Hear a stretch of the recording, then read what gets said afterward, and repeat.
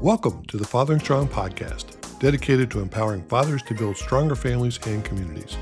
Each week, we bring you conversations with experts, everyday dads, and community leaders who share their wisdom and experience to help you become the father your children need.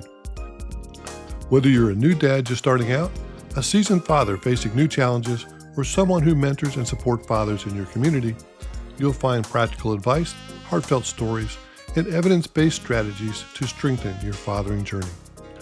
You can find all our previous episodes, resources for fathers, and information about Urban Light Ministries programs at urbanlight.org.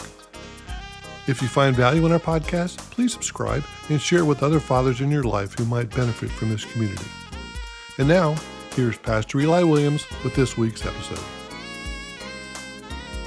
Well, hello, everyone, and welcome to a new installment of the Fathering Strong podcast. I'm Eli Williams, and Howard Evans is with me today. Howard is a good friend and a supporter of our work, and just a terrific father and husband and Christian leader, church leader, all of that. You're going to hear his story today, and we hope that you'll be inspired by that.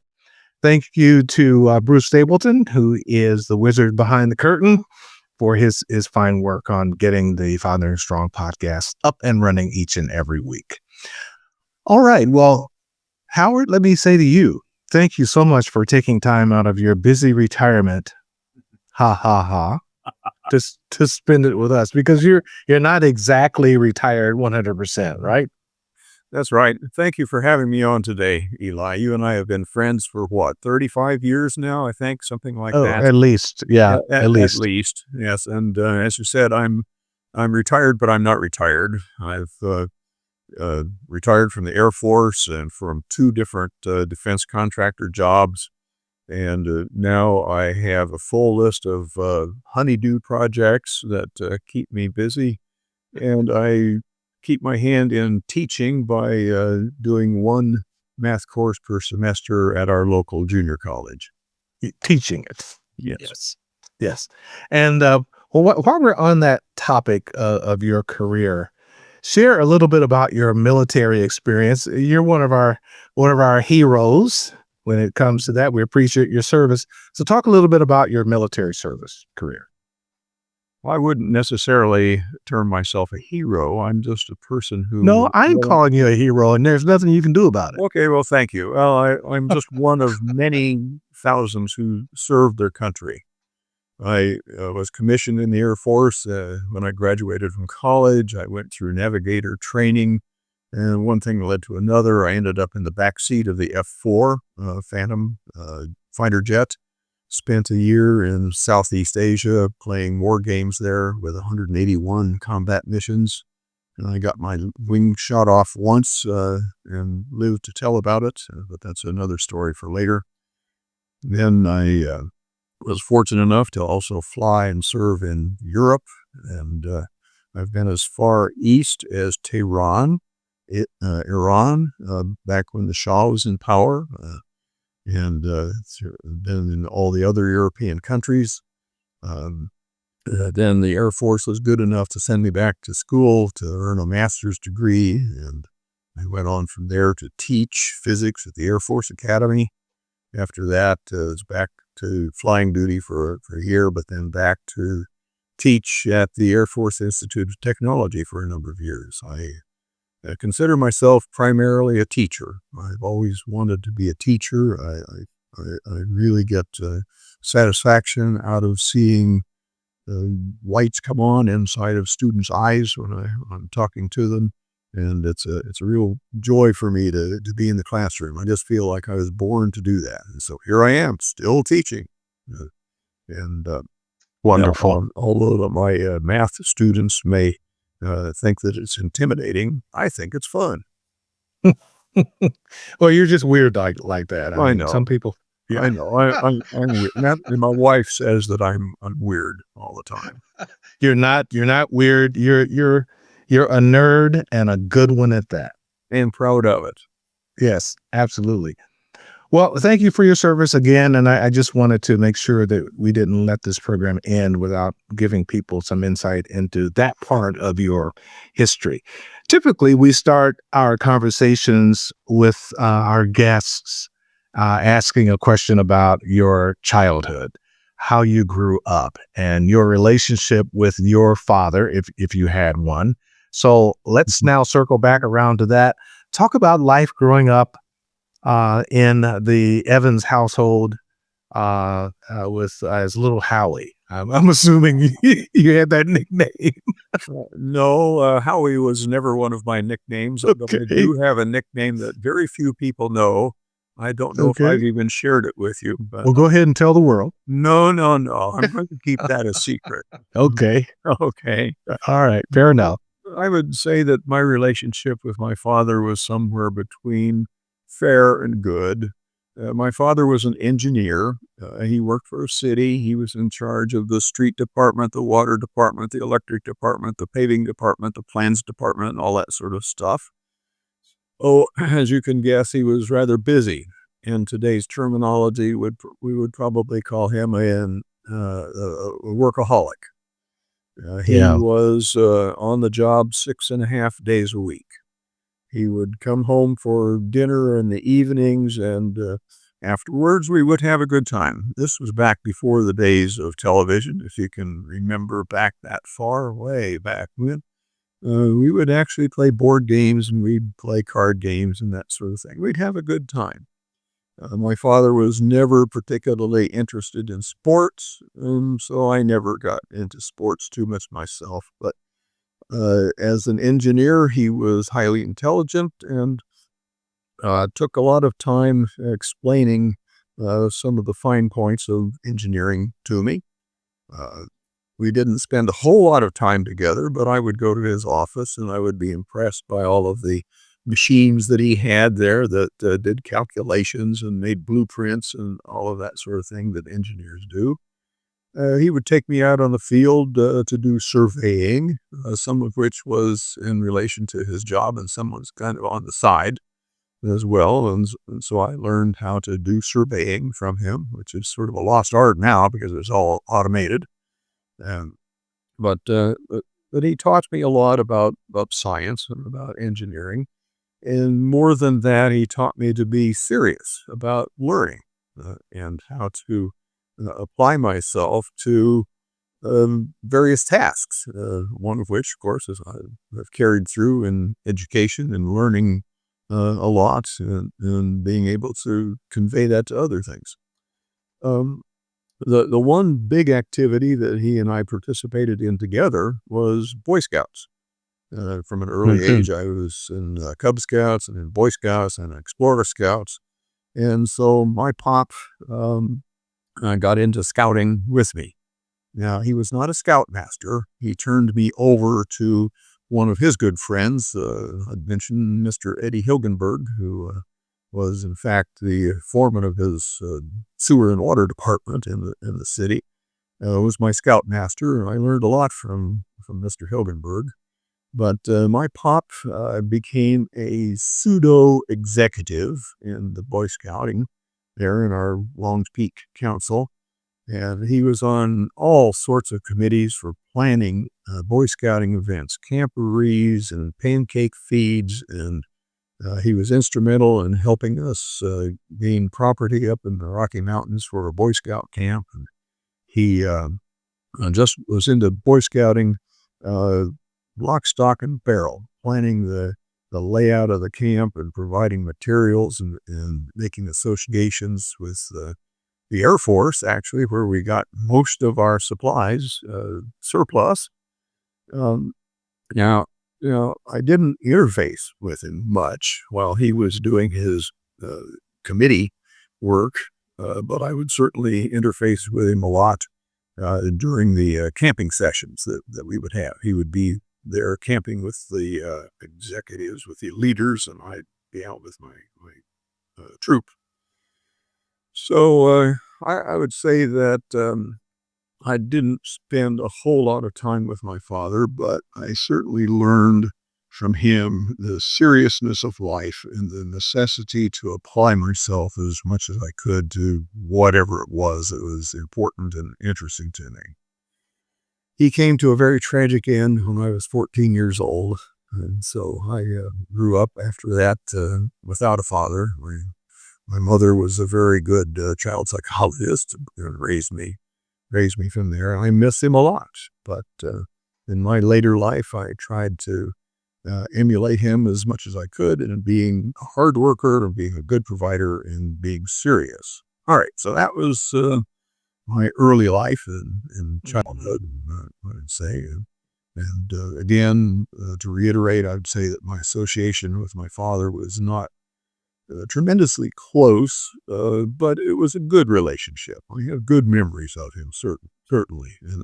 And that big calculator, drunken calculator that he had on the desk there in his office at the city building with all those little buttons on it. I remember playing with that thing ad nauseum, and he'd teach me how to do calculations for his surveying and trigonometry and all that stuff. And I'd punch all those buttons and pull the handle, and the thing would go chunk, chunk, chunk, chunk, chunk, chunk, chunk, chunk, chunk. That was the fun part. Okay, Yeah. what's your next question here, sir?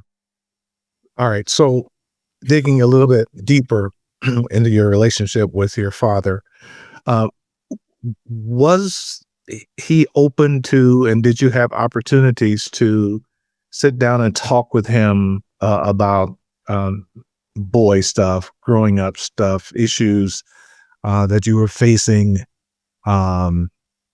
as you were growing up as a teenager? Because if he left at 14, you were still very, very young. Yeah. But do you recall any intimate conversations with your dad about being a boy and growing up? Well, let's think about that for a second. Well, we would have some good conversations when we were in the car traveling out to one of his survey sites. He certainly appreciated the goodness of nature. Now, I do not truly know how religious a man he was. As I said, he worked 6.5 days a week, meaning he worked through Sunday morning. He would be home on Sunday afternoons. Rarely, maybe once or twice a year, he would attend church with us on Christmas and Easter, He would have a wonderful bass voice as he sang "Onward, Christian Soldiers," and I really appreciated that. Well, of course, as I said, he passed away when I was 14. Yeah. And that's about the time, when teenagers get raging hormones and start being interested in the opposite sex and wondering, are you the opposite sex or am I? Yeah. And yes, he did have one very serious conversation with me about that. And basically told me, you know what God expects of you. Do it. And that's about all he's ever said to me, I think, in a really, truly intimate sort of way. Other than that, as I've already related, he was always reminding me to be serious and to apply myself. Yeah. Okay. Yeah. Well, thank you for sharing that about life with your dad. So, as time went on, you got married. I did. Mm-hmm.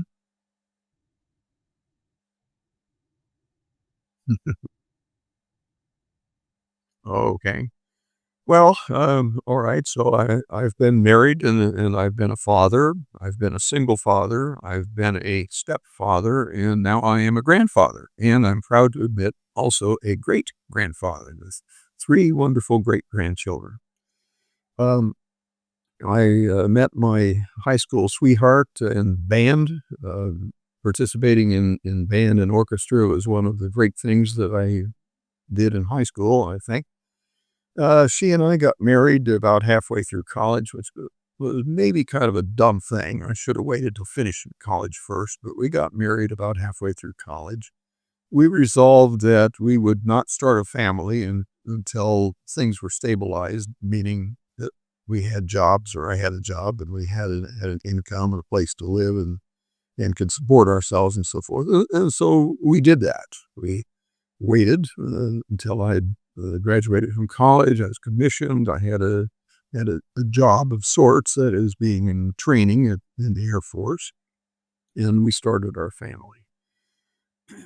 Being in the Air Force was a challenge in that duty is an important thing, I believe, and I would like to see more young people today taking the challenge of loving their country and being supportive of the country and doing their duty to be a fully participating citizen in the country.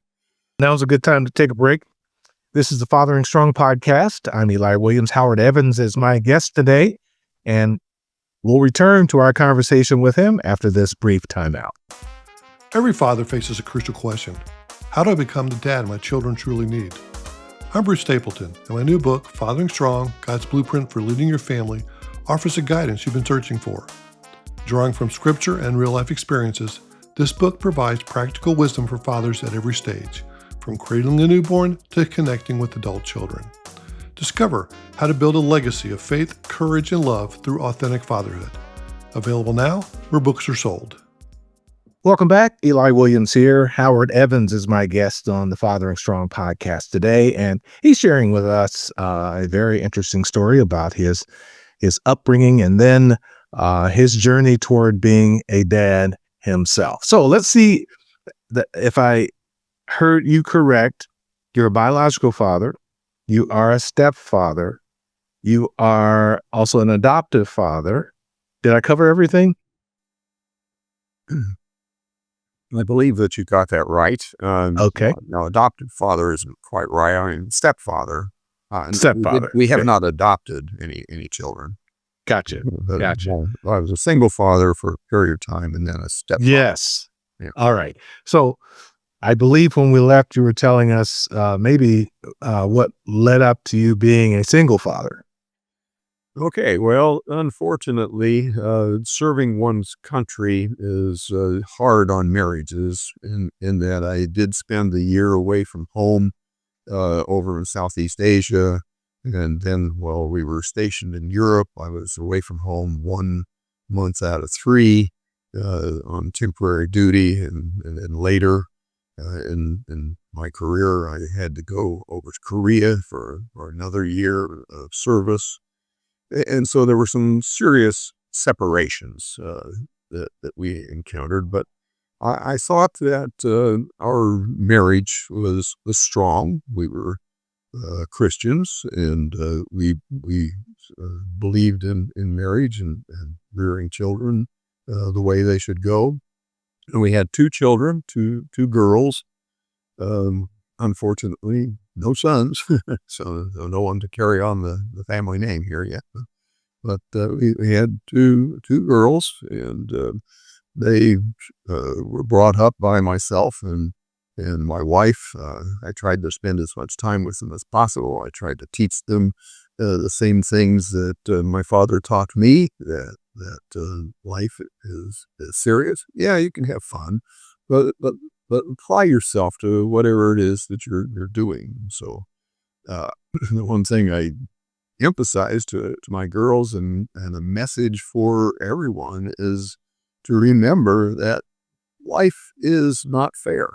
Whatever it is that you think fair is, don't expect that out of life. Life is what you make it.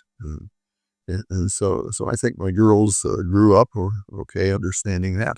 And when we're together, I tell them, well, I've got one intelligent daughter and one smart daughter. And they say, Daddy, which one of us is which? And I say, well, if you're intelligent or smart, you can figure it out. I don't think they ever have. But unfortunately, while I was away in Korea, my wife decided that she was no longer going to be a Proverbs 31 wife, but she was going to be a Romans 1 wife, in that she neglected her natural calling. She decided that she no longer wanted to be a mother. Now, why, I still don't truly understand. I was completely blindsided by her decision, but she abandoned the children, and I had to come home and start taking care of them.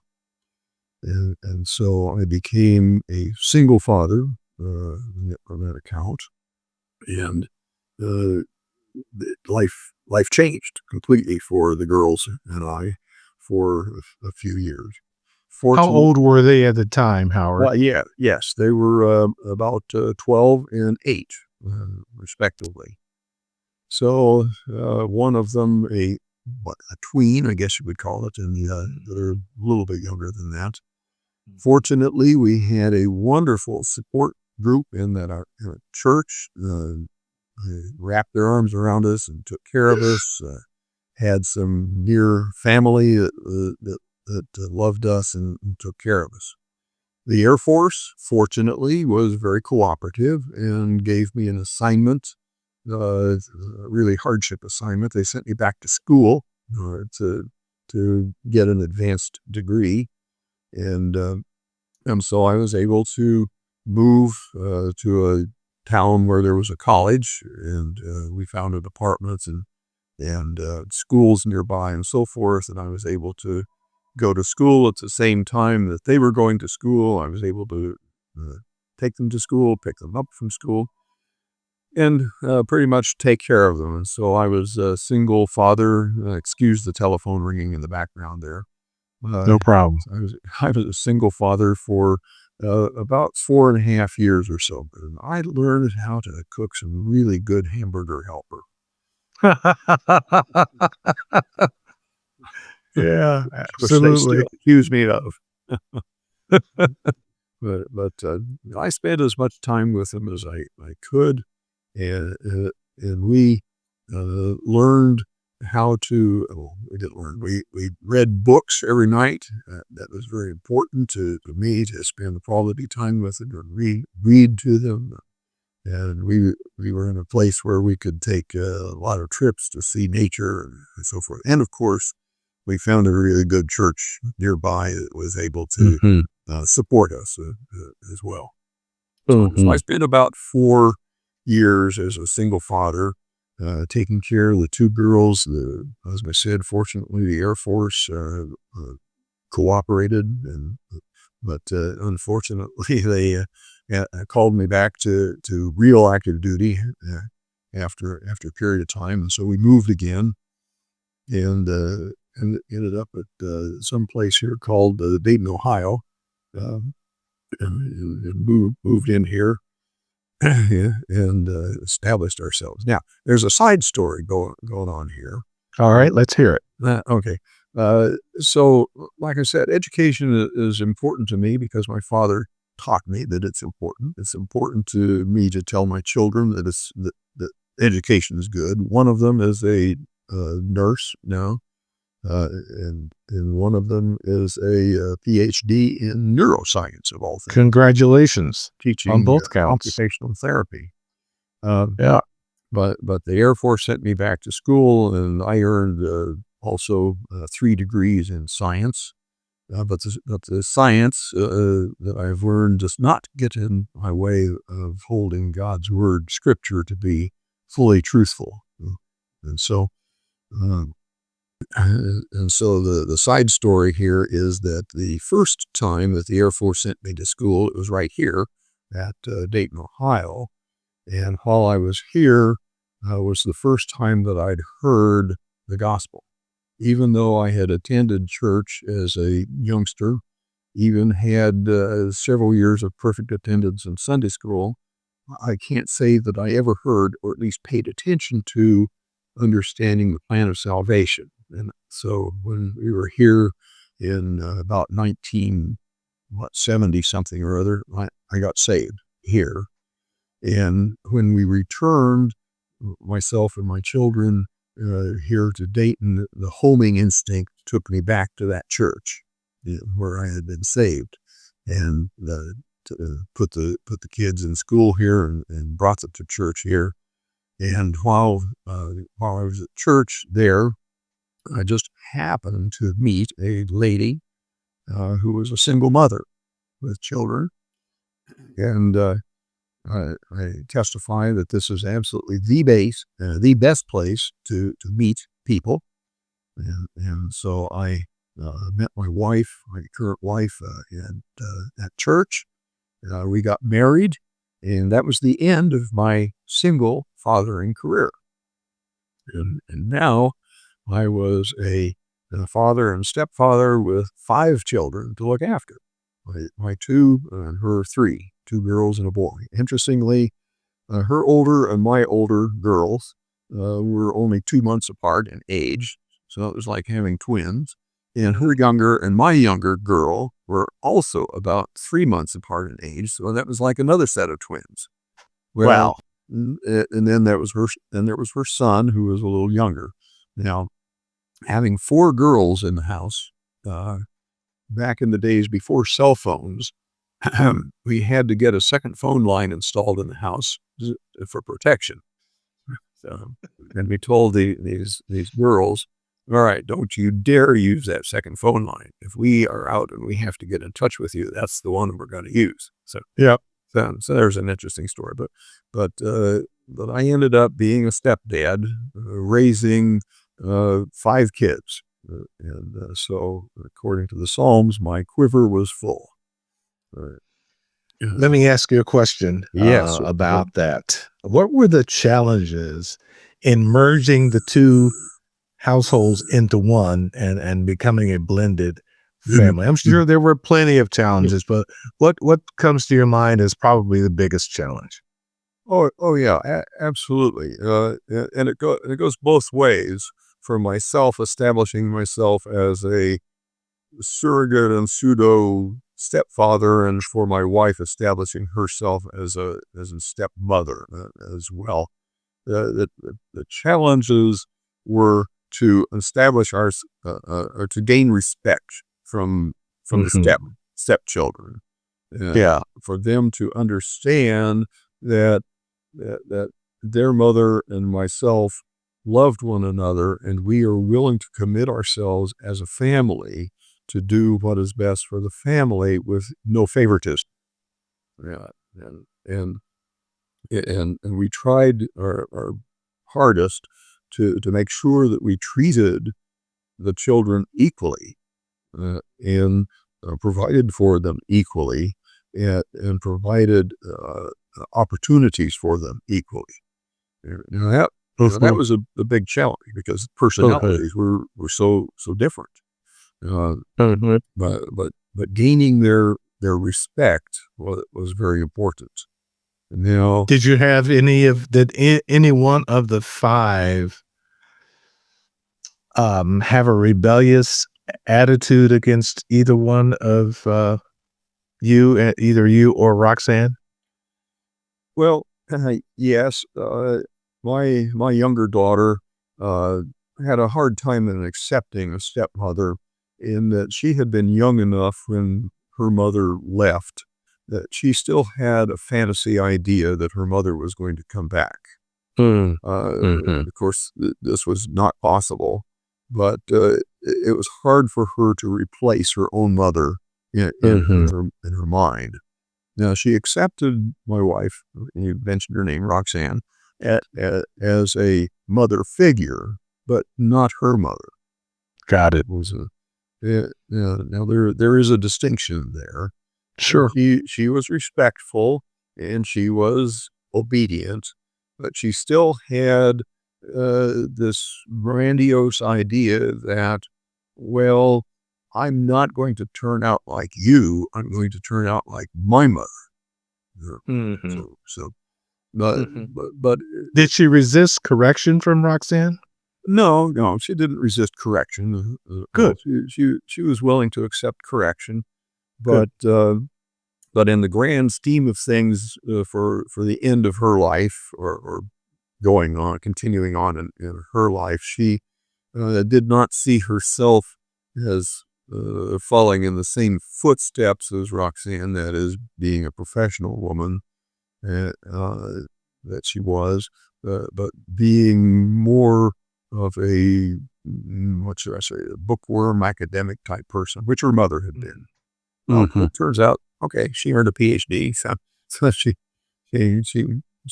succeeded in that. Yes. And then the other problem that you know about was her son was younger. He was about 7 years old when she and I were married. And I had a hard time being accepted by him as a surrogate father. I believe he respected me, and he understood that I had his best interests in mind. But the problem here was, with my children, I had brought them here to Ohio, and their actual mother was still away and no contact whatsoever. However, the boy's father was still in the area here. And he desperately wanted recognition from his own father, his biological father. Sure. And not that he didn't respect me and that he didn't obey me. When I would tell him to go mow the grass or whatever, he would do it. Right. Time. When he wanted help with his homework, I'd sit down and do homework with him. But he had this big hole in his heart that I just could not fill.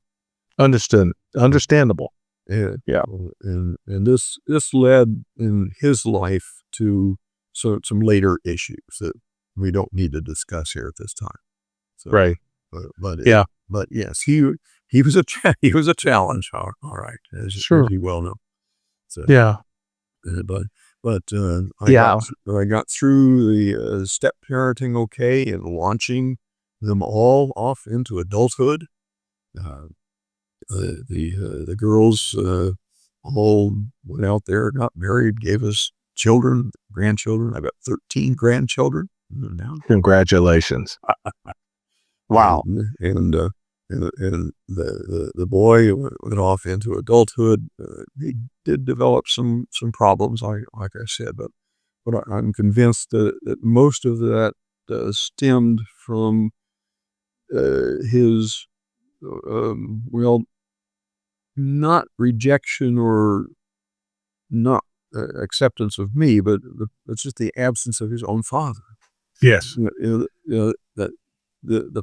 the father, and this is what this program is all about. The father's presence in the life of a child is so important.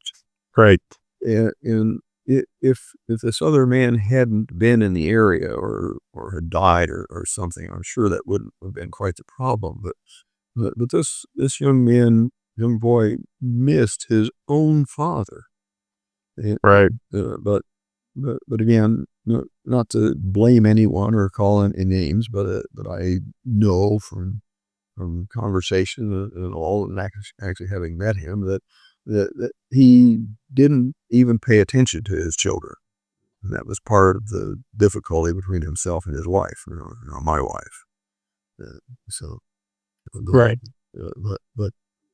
The years that I was able to spend with my two girls while the Air Force was sending me to school were golden, were precious. In that they were in school, I was in school. They were out of school, I was out of school. I was with them, spending time with them, all the time, reading with them, playing games with them, watching Bugs Bunny and Roadrunner on Saturday afternoon. Right.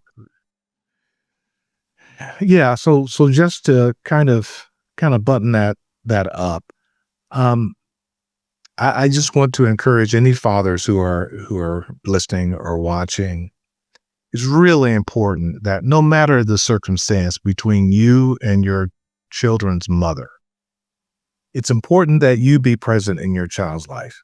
Even if there is another father involved, if another father is raising him, that's okay. Do your best to still be present in your child's life, because your child needs you and needs to know that they have not been abandoned. They need to know that you are there and that you care, even if you don't share the same household, even if you and their mother cannot get along whatsoever. Do what you can to maintain contact, to keep it healthy, and to be a part of their lives. You will not regret that, and your children will, at some point, they will thank you for that. So, as you know, I've got a similar situation with my stepson, eventually adopted son, who was very angry with his biological father for many of the same reasons. He just felt abandoned by him, and he was very angry about it. So again, dads, do what you can to be as much a part of your children's lives, no matter the circumstances. Your children need you, and as quiet as it's kept, you need them. Amen to that, Brother Eli. It's just so true that I need them as much as they need me. Yes. And I see them carrying on the legacy. Unfortunately, like I said, there's no carrying on of my family name. I'm the last of the Evans breed, but they're carrying on what I have taught them. First and foremost, love the Lord their God and believe on the Lord Jesus Christ. And second of all, be serious about life, whatever it is that you choose to do in life. Jump in with both feet. That's right. Be faithful, be dutiful, make sure you do the best that you can. That's right. That's good. And doesn't mean you can't have fun. You and I have lots of fun, right? So it's not about that. You can be serious about life and still enjoy life to the fullest and have lots of fun in life while also being responsible and respectful of others. My guest is Howard Evans, and we're going to be back to wrap things up with him. I'm going to ask Howard, just to give him a heads up, about his, if he had one thing he would say to other fathers who are listening, what would that be? Stay with us. The Fathering Strong podcast will be right back after this. Children benefit significantly from the presence of committed, loving, nurturing fathers. Strong fathers contribute to stable families and safe, healthy communities. Fathering Strong connects, engages, and empowers fathers. Join the fatherhood movement at fatheringstrong.com to discover a wealth of resources, from inspiring videos to informative articles and instructive courses. By subscribing to our resources, you're not just helping yourself, you're helping Fathering Strong provide these valuable tools to families in need. Visit fatheringstrong.com, download the app, and subscribe to our YouTube channel today. Together, let's build stronger families and communities. I'm Eli Williams. This is the Fathering Strong podcast, and Howard Evans is my guest today on the program. Howard, thank you for being with us today. And folks, Howard is too humble to tell you this, but I will. He has been a longtime supporter of Urban Light Ministries and our fatherhood work and our children's work even before that. And he would never expect any kind of credit for that. And this is not meant in any way to take away your humble spirit and attitude about it. But I think it's good for people to know that ministries like ours, these nonprofit entities, can only operate when we have the support of others, people like you, viewing friend, who understand the importance of what we're doing and want to partner with us by helping to support financially and volunteer in other ways that you can. And Howard, in my estimation, is a superstar at that. And we just can't thank him enough for his not just monetary, but financial, but prayer support as well. So all of that having been said, as a champion of fatherhood, what would you say to a younger father who is still on his journey of parenting minor children, perhaps in less than ideal circumstances, where there has been a separation or a divorce or whatever, and you're parenting either as a single parent or in a very stressful domestic situation. What would be your encouragement to them?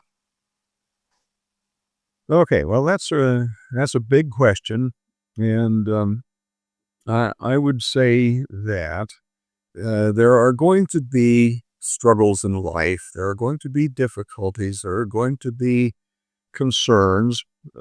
Children live what they learn, or learn what they live, and there are going to be some times in children's lives when they need some direction. Now, as you've mentioned, there are a lot of families out there that are single, and that very often a single mother. I think my situation was very unusual in being a single father, taking care of. But it's a growing trend, unfortunately. Howard, there are more and more fathers doing that. But realize that it took two of you to bring these children into the world. It's going to take two of you to raise them. Now, I understand there are difficulties between men and women, between husbands and wives. But for goodness sakes, if some situation comes up, be willing to say, how can I help? What can I do? What do you need from me to help the children through this situation? Do you need me to spend more time with them? Do you need for me to provide something for them? Not a want, but a need.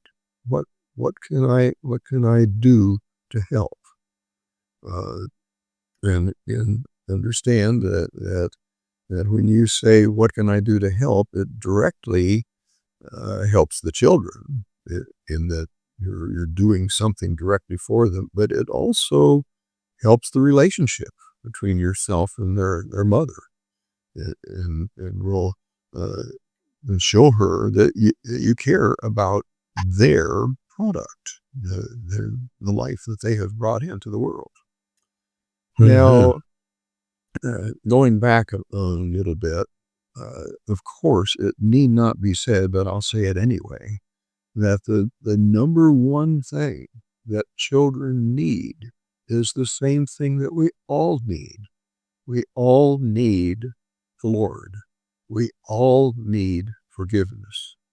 We all need to understand that we are sinners and we need a Savior.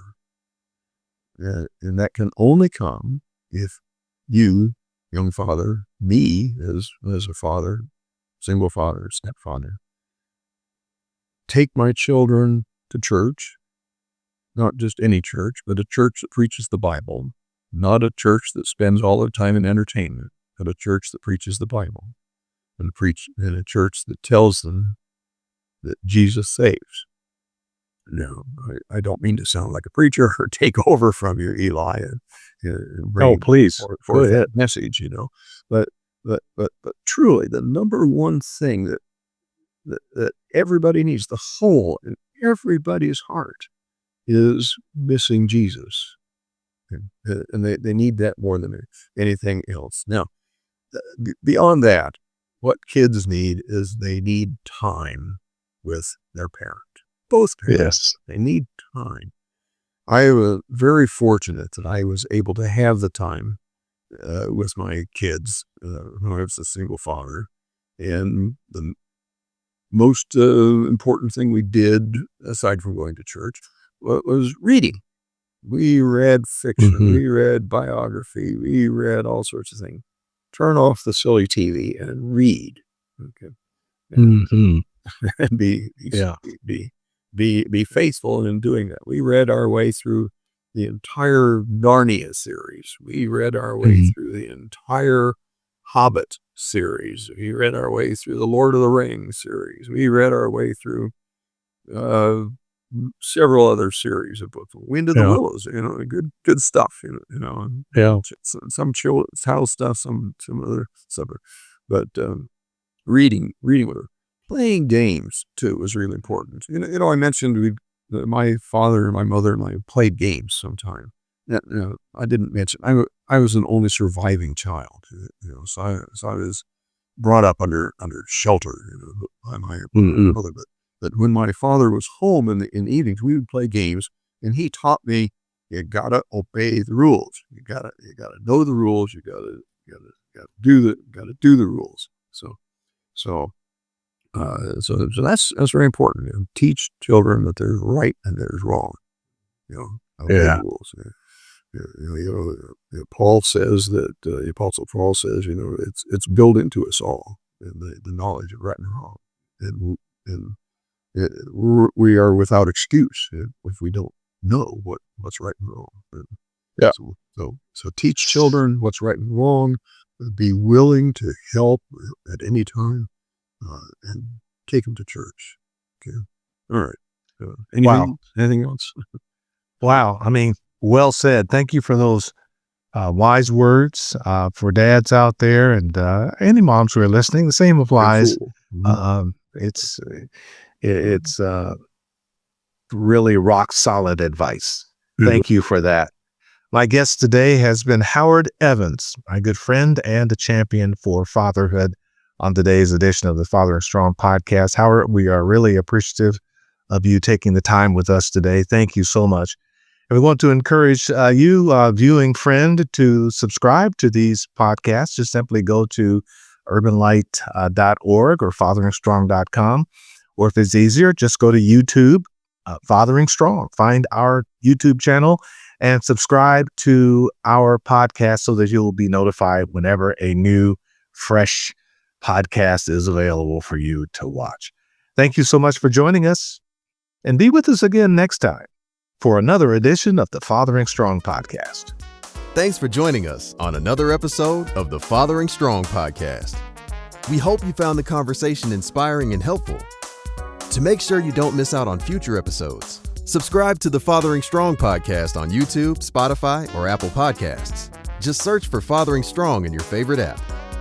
The Fathering Strong podcast is brought to you by Urban Light Ministries, a nonprofit organization with a 3-decade legacy dedicated to turning the hearts of fathers to their children. Thanks to your support, we're able to keep this podcast and many other resources free for dads everywhere. To learn more about Urban Light Ministries or to donate and help us continue this important work, visit urbanlight.org. The Fathering Strong podcast is a production of Urban Light Ministries. Eli Williams is your host, and Bruce Stapleton of the Movementum Group is the producer and engineer. Our theme music is provided by saxophonist Harold Rayford.